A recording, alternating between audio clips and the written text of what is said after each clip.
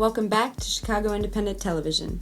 Here's part 2 of our feature about Chicago organizer and prominent Black Panther, Fred Hampton. Things are serious and getting more serious by the minute. And we have to conduct ourselves as if things are serious. We can't be shucking and jiving and playing games because people's freedom, people's lives are at stake. It was not the murder of Fred Hampton, it was the assassination of Chairman Fred and Defense Captain March. Yes, sir. It was a political hit. Yes, sir. That's what it was. Yes, sir. And they still sending political hits on us. Whether it be straight out blowing our brains out or flooding our communities with crack and heroin and other forms of chemical biological warfare.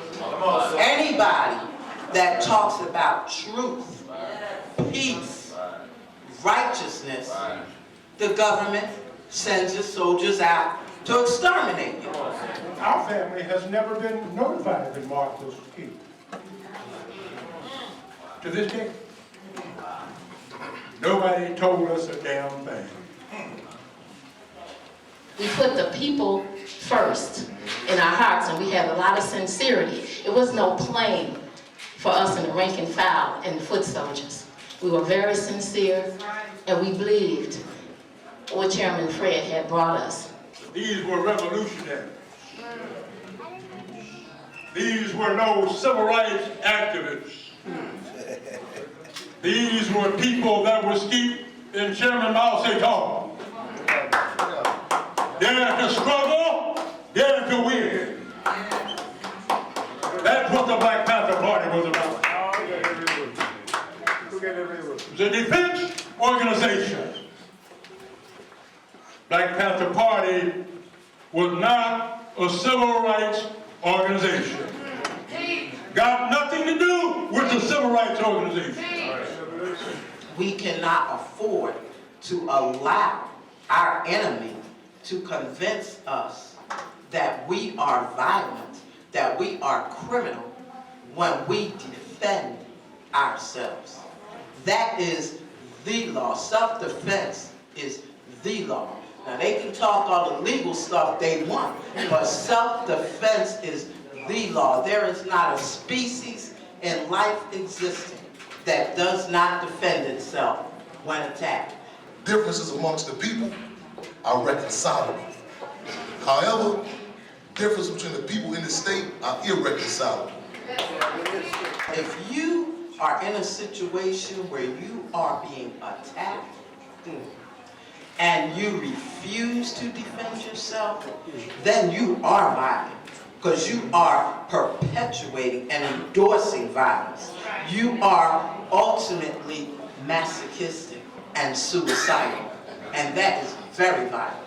And we say, what Minister UEP News said, y'all, if we don't fight back, it can be defined as nothing less than reactionary suicide.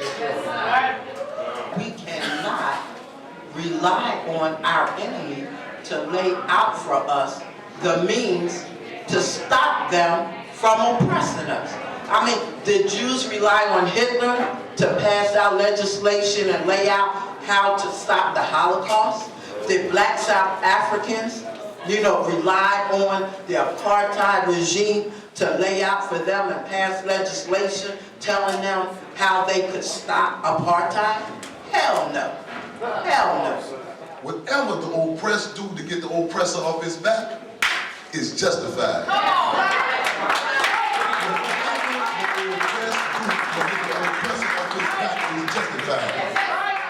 We can't condemn the oppressor for doing what they're doing. That's who they are. It's what they do. We can't condemn them if we are not willing to do the work, to take the stand, and do what's necessary to fight for our freedom. That is our responsibility. That is our obligation. And it doesn't mean that you have to jump out in the street with a gun or go to jail or whatever. It simply means that you are obligated to do whatever it is that you can do to contribute to this fight. Not for my freedom, not for anybody else's freedom, but for your own freedom. You know, the freedom of your children, your family, your children's children. Let the record reflect that Chicago does have a gang problem. And the worst gang in Chicago is Chicago Police Department. So whenever you reference the gang, I'm talking about, in LA, that's the LAPD, Chicago, the Chicago Police. They do drive-bys, they plant drugs on you. Right. Stick screwdrivers up your rectums, you name it, they do it. That's right. That brother Amadou Diallo in New York, he wasn't speaking out for nothing. And I ain't criticizing the brother, I'm just saying he wasn't a revolutionary. He wasn't an activist. He was just a brother that went to work to earn his keep, to pay his rent. And they killed him. They shot at him 41 times. You know? They killed him. He wasn't speaking out for anything. So you're not protecting yourself or saving yourself when you be quiet and go along with the program. That ain't never saved nobody. We need to come to grips with some brutal realities, man. And what Malcolm X said, they'll kill you if you don't fight.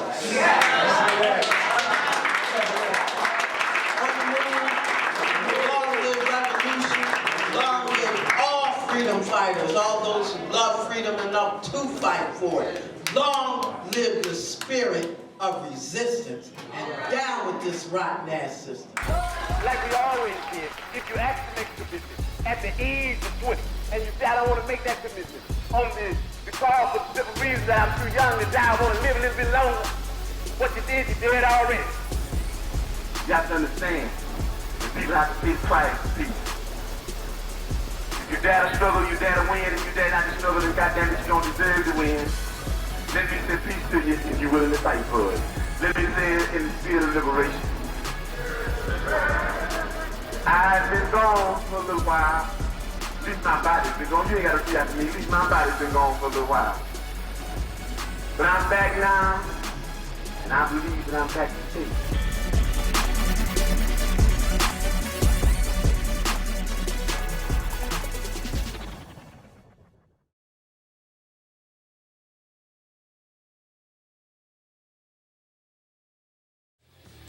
I'm Alejandro Molina, and you're watching Chicago Independent Television. I see the soul of a nation, must be true 'cause I've seen it on TV. Chicago Independent Television is not brought to you by Walmart. There's a reason we're the world's most profitable corporation. We pay our employees peanuts. Learn more at walmartwatch.com. Walmart. Always low wages, always.